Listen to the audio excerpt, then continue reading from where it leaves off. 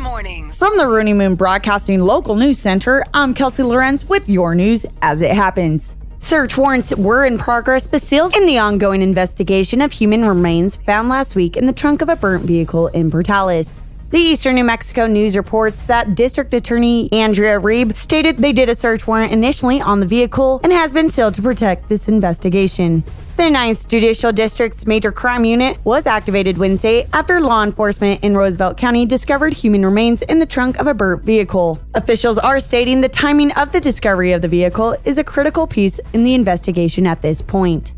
Last Thursday, Lee County issued a notice of termination for a contract with HB Construction, claiming HB's work failed to conform to requirements of their contract documents. HB is also in a contract with Curry County for the renovation and construction of facilities at its adult detention center. HB President Matt Mulligan issued a response disputing Lee County's claims and asserting that the project has had a certificate of occupancy since July 11th and claiming HB attempted to arrange a walkthrough with Lee County staff and the architect of record on 5 separate occasions to close but have been denied.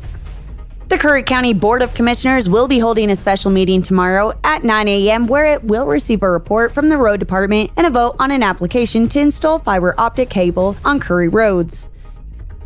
New Mexico health officials say an elderly man in Torrance County has contracted the plague. State officials said Friday the 72-year-old man is the first reported human case of the disease in New Mexico since 2017.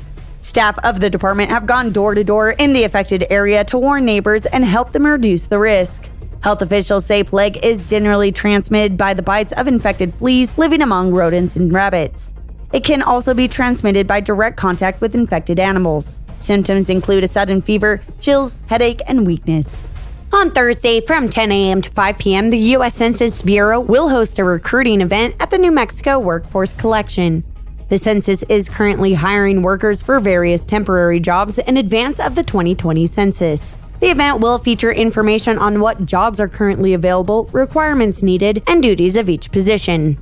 The application includes assessment questions about education and work experience. Individuals will also be able to apply for positions on site.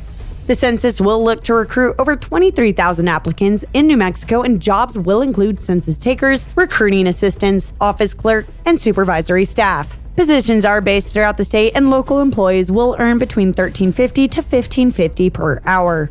Applicants may also call 1-855-JOB-2020 or the Federal Relay Services at 1-800-877-8339. The census is the largest peacetime deployment of civil servants across the country.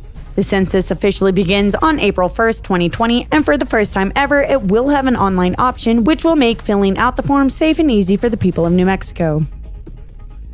Harbor Freight Tools is recalling 1.1 million folding knives due to laceration hazard. The recall involves Gordon folding knives sold at Harbor Freight Tools store nationwide via telephone and online from July 2008 through July 2019 for $5. According to the recall reported by the Consumer Product Safety Commission, the locking mechanism on the knives can fail to engage in extension of the blade, posing a laceration hazard. The company has received 7 reports of the locking failure with 6 reports of laceration injuries, which includes 4 injuries needing medical attention. A California-based renewable energy developer plans to increase by 7-fold its investment as it prepares to build more wind farms in New Mexico over the next several years. A recent analysis commissioned by Pattern Development shows a $1.2 billion economic impact from its wind farms in eastern New Mexico and West Texas. This will be hundreds of millions of dollars more than what was initially projected in 2015 before development began, and bodes well for what the state can expect in benefits from future construction. Xcel Energy, which provides electricity to customers in parts of New Mexico and Texas, also is investing millions of dollars in wind farms, substations, and transmission lines. For more news as it happens, click yournewsnewmexico.com.